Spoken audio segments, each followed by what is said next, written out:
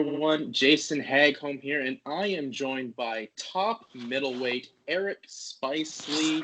Eric's fighting on UAE Warriors 15 on January 15th, which is next Friday. Eric, how are you doing? I'm good, man. I'm great. I just did 10 rounds of pads with my coach, David Moon.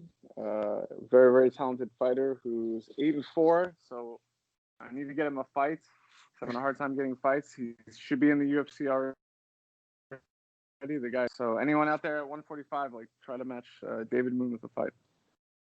Yeah, Eric, well, it's 2021. How was your New Year's, and have you headed out to Abu Dhabi yet? No, I'm leaving tomorrow, actually. Tomorrow night. And my New Year's was good. Obviously I'm not eating or drinking anything right now. So, yeah, just training, trying to stay focused. Well, how has the mindset been? Because it's been a while since we've seen you fight. It's been about, technically now, 2 years since you've had a fight. And how's the mental preparation been for getting ready for this fight?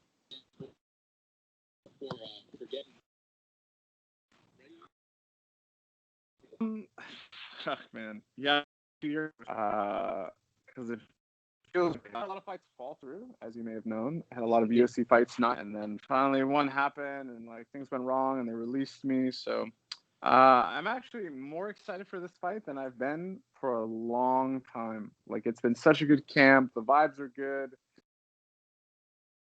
Despite everything going on right now with COVID and everything like that, I have the perfect training partner for it. Andrew Sanchez is a better version of this guy. And I'm just excited. I don't know. It's weird.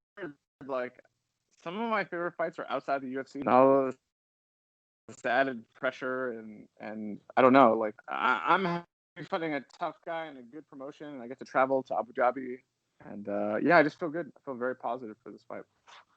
And as well, you get to travel with Andrew, who's got a fight with the UFC coming up in Abu Dhabi as well. So yeah, I'm cornering him after my fight. So I'm fighting and then cornering him right away. I'm going right to Fight Island.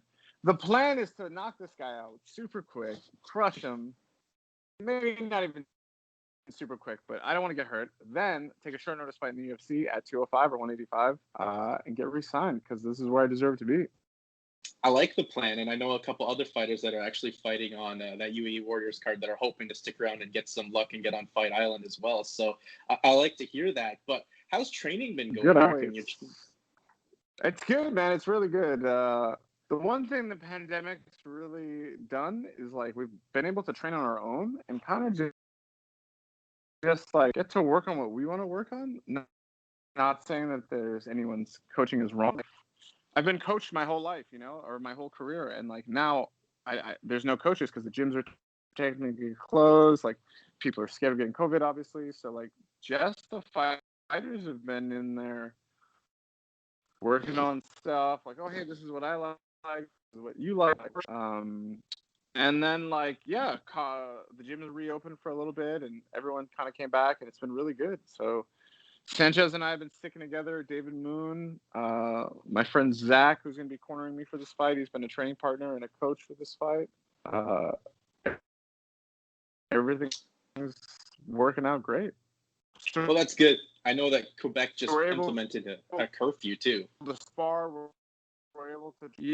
Saturday, which I'm very excited about. I'm leaving the gym. The cops have been at the gym 2 days in a row, so the gym's closed now. So I'm leaving just in time. Yeah, making the perfect getaway from Quebec as that lockdown curfew comes into order. But let's talk about this. 8 p.m. to 5 a.m. Man, how crazy is that? I know they're thinking about doing that here in Ontario. There's anywhere to go. Everything's closed, but fuck. I know they're thinking about doing that in Ontario as well too, where I'm in. So it's crazy. It's mad times we're living in right now, Eric. But let's talk about this fight with Rinat Fakhretdinov, who's a guy that's got 21 pro fights. He's won 17 of his 19 wins have come by way of finish. I mean, how excited are you to be probably his toughest opponent, but with your plan now, trying to get the quick win and going to Fight Island? I'm 100% his toughest opponent. I don't know if you've looked at his record, but it's a lot of 0-0 guys, a lot of want to know. It's tough to fight a guy like this because I can't really get, like, he struggled. I've watched his fights. Like, he hasn't really performed the way you're supposed to be performing when you're 15-0 fighting an 0-0 guy. Like, you should be walking through these guys.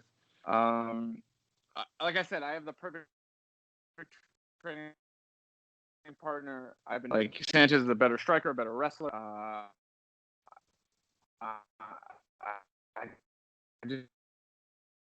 just want to. I'm really gonna get to show like all the stuff I've been working on, and I'm just a different fighter now. Like the Duran win fight, like I think I really the next level of my game. And since then, it's only been getting.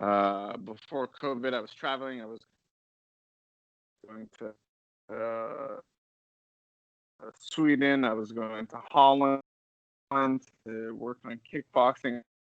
I was supposed to train Tiger Muay Thai. I don't know stuff. I'm very excited to do. Yeah, you seem right now you have a good mental game plan, and you know, obviously you've been a big advocate for mental health, and you know, or you know, you suffered from depression, but you handled getting cut from the UFC very well. What's it mean for you to be such a big advocate for, you know, discussing your mental health? Because that's an area that a lot of people are very sensitive on still. Yeah, people are pretty sensitive about it, but you know, I don't think I'm that much of an advocate. I don't know, man. I believe in transparency and like.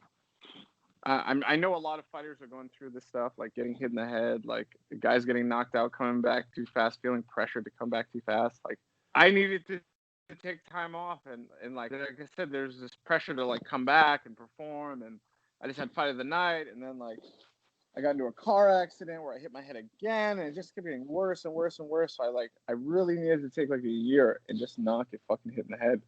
And I think it's hard as fighters for us to do that. Like, it's hard to not train. Like, I had to leave Canada and go to Europe because, like, I feel good after race, you know, and like, it would just it would affect my mood. It would affect everything. So I don't know. I took the time off. I took the necessary, like, I did the work, and I feel so much better now.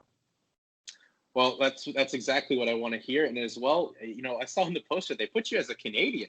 It's got to feel nice being, you do all your training in Montreal. You're now an honorary Canadian, Eric. I mean a proud American, but you are pretty much a Canadian.